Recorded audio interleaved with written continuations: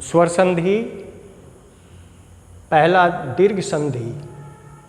दीर्घ संधि अकः सवर्णे दीर्घः, अक प्रत्याहार के अंतर्गत अ, ई, उ, री एंड ली, ये 5 वर्ण आते हैं। इसमें कहा गया कि अ, ई, उ, री, ली के सवर्णे यानी समान वर्ण के साथ, यानी अ का सजातीय वर्ण अ या आ, ई का सजातीय वर्ण ह्रस्व ई या दीर्घ ई, उ का सजातीय वर्ण ह्रस्व उ या दीर्घ उ, री का सजातीय वर्ण ह्रस्व री या दीर्घ री, और ली का सजातीय वर्ण ह्रस्व ली या दीर्घ ली। लेकिन ये ली जो है प्रायः वेद में ही इसका प्रयोग होता है, लौकिक संस्कृत में इसका प्रयोग नहीं होता है।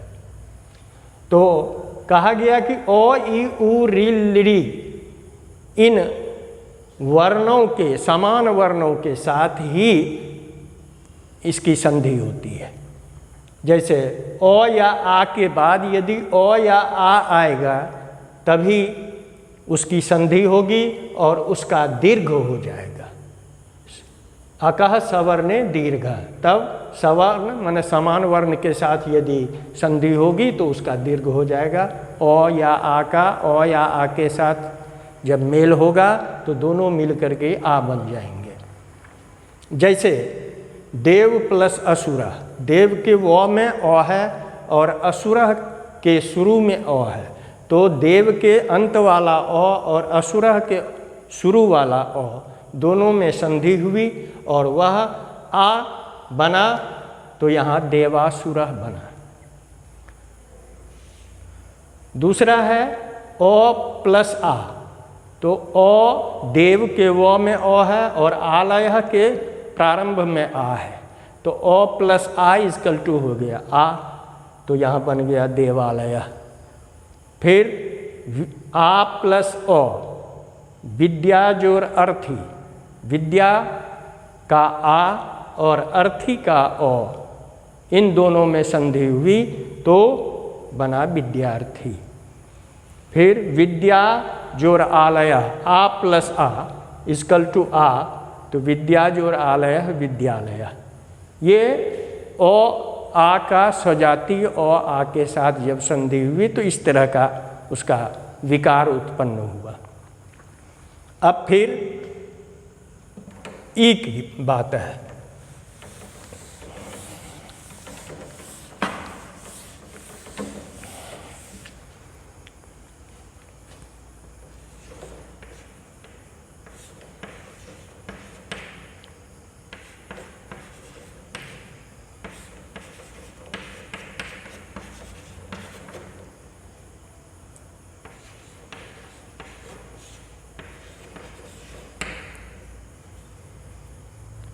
ह्रस्वई प्लस ह्रस्वई या दीर्घई प्लस ह्रस्वई या दीर्घई के बाद दोनों मिलने से दीर्घई विकार उत्पन्न होता है। अब उसका उदाहरण हम देखेंगे। जैसे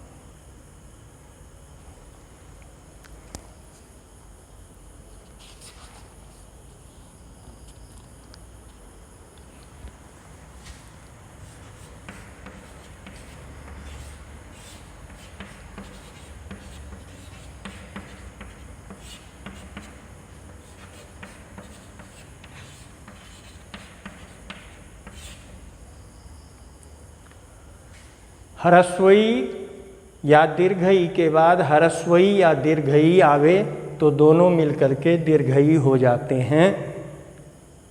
इसमें हम उदाहरण दिए, गिरी का ह्रस्वई और इंद्र का ई दोनों मिलकर के दीर्घई हुआ तो यहाँ गिरीन्द्र रूप बना, यही विकार आया।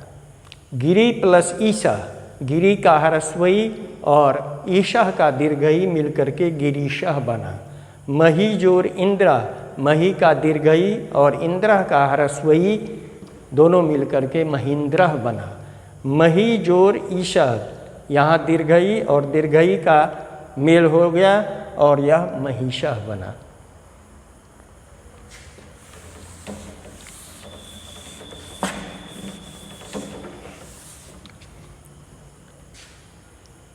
अब ह्रस्व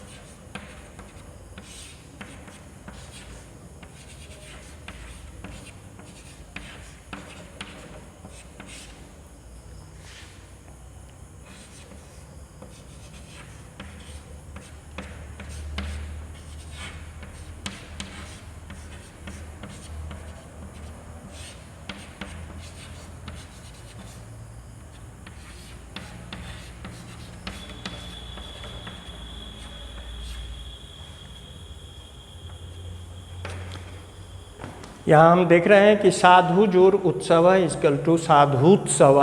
यहाँ ह्रस्वऊ ह्रस्वऊ मिल करके दीर्घऊ हुआ।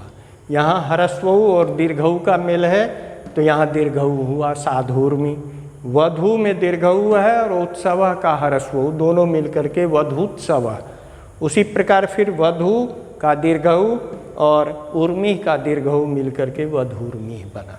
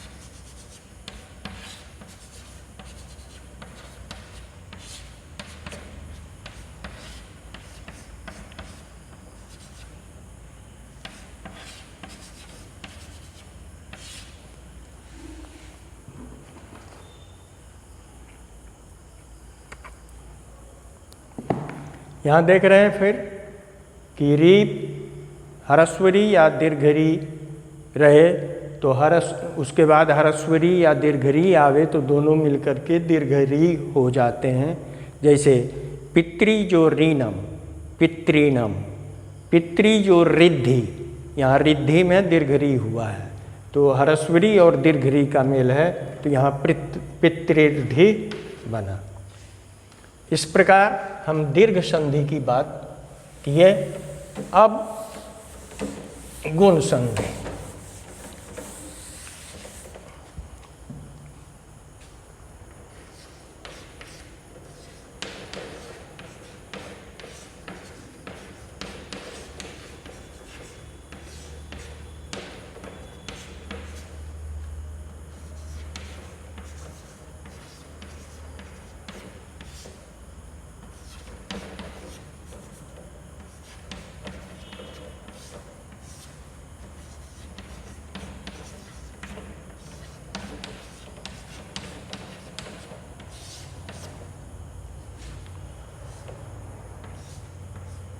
इसका विच्छेद करते हैं तो होता है अत प्लस एंग। अत का माने ओ और एंग का माने ए और ओ। फिर कहा आदगुणा। आदगुणा कहा तो इसके बात पूरी हुई कि ओ या आ के बाद यदि ह्रस्वई या दीर्घई आवे, ओ या आ के बाद ह्रस्वई या दीर्घई आवे तो दोनों मिलकर के ए हो जाते हैं। जैसे देवजोर इंद्र इक्वल टू देवेंद्र बना।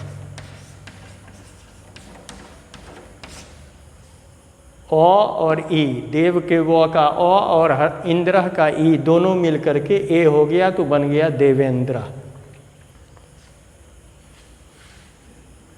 फिर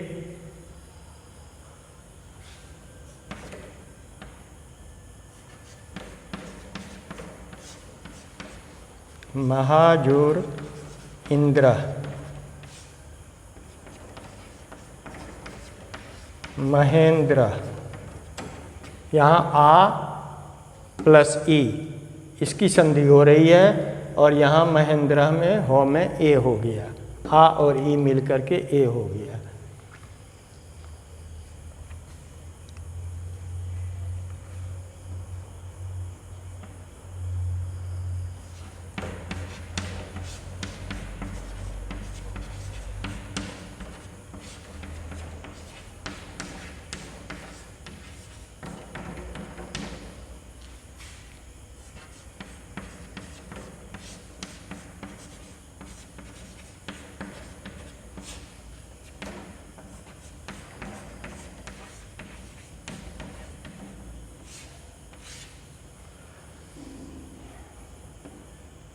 गण जोड़ ईशा, ओ प्लस दीर्घ ई equal to A.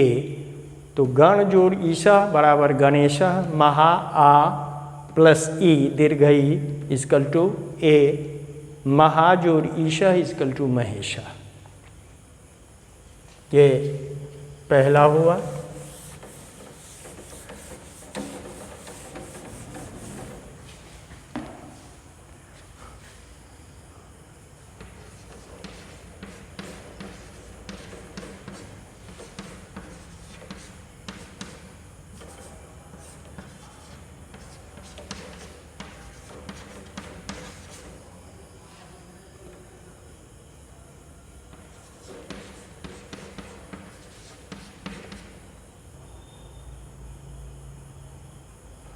O plus उ इक्वल टू ओ, सूर्य प्लस उदय है इक्वल टू सूर्योदय।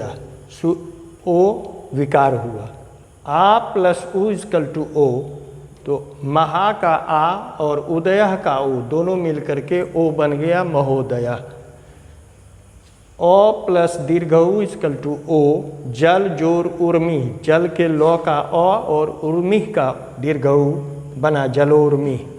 आ प्लस दीर्घ उ इक्वल टू ओ, गंगा का आ और उर्मी का दीर्घ उ मिलकर के ओ बना तो बना गंगोर्मी। एक और बात आती है, औप री आवे तो उसका अर हो जाता है। ओ या आ के बाद री आवे तो अर बन जाता है। जैसे ओ प्लस री इक्वल टू अर, आ प्लस री equal to or.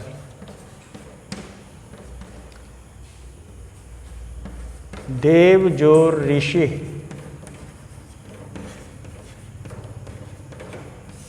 Equal to देवर्षि।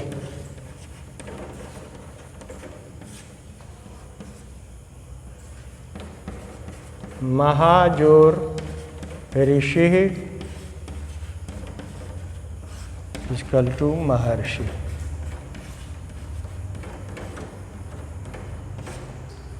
और या आ के बाद री आवे तो अर होता है। उदाहरण में हम देखेंगे ओ प्लस री इक्वल टू अर होता है, तो देव प्लस देव का ओ और री दोनों मिल करके अर हो गया तो बन गया देवर्षि। आ प्लस री दोनों मिल करके अर होते हैं, तो ये आ प्लस री, महा का आ और ऋषि का री दोनों मिल करके अर बना तो हो गया महर्षि।